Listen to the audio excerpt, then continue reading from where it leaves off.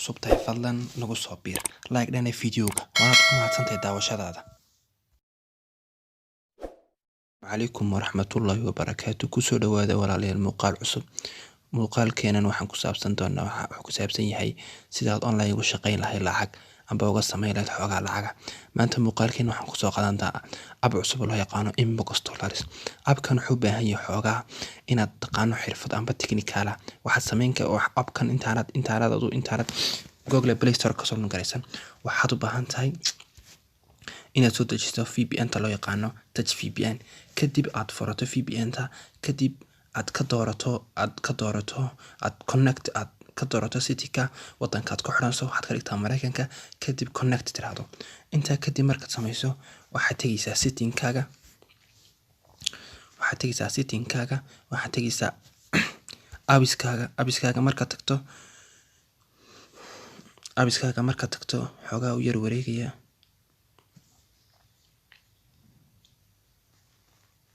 apps-kaaga ma tagto waxaad tagaysaa Google Play Store-ka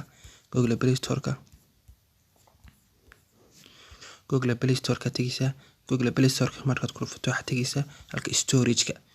mobilada xalayeen kala duwan laakiin mobilka xagga storage-ka waxaan clear data ana mar hore aan clear data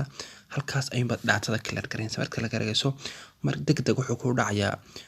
wadankaaga IP address-kaaga bedelmaya wuxuu noqonayaa mid Mareykan kadib waxaad soo furaysaa Google Play Store-ka waxaad ku qoraysaa abkan Inbox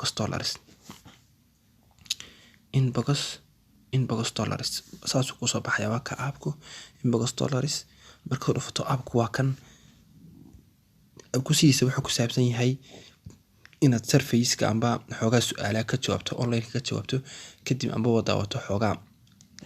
video daawato kadib lacagta ka aad xogaa lacag lagu siiyo waa ka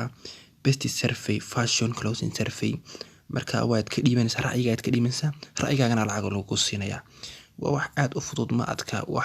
adka laakiin waxay baahan tahay xogaa yar iyo samira iyo dulqaad inaad u yar lahaato hadaad hore weydo imka abkan ku furanina markan abka soo furno abku waa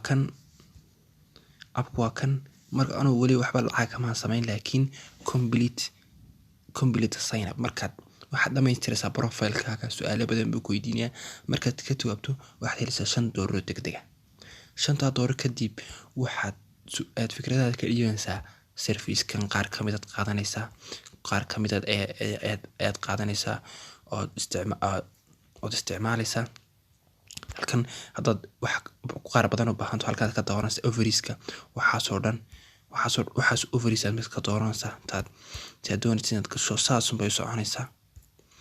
halkan waxay leedahay TV-gii weeyaan xagani inaad daawato ayaa lacag lagu siinayaa entertainment-iga trendiga celebrating-ka news-ka touch-ka foodiska health-iga waxayna daawato. halkani waa menu-gii halka waxaad tagaysaa ka qoran tahay referral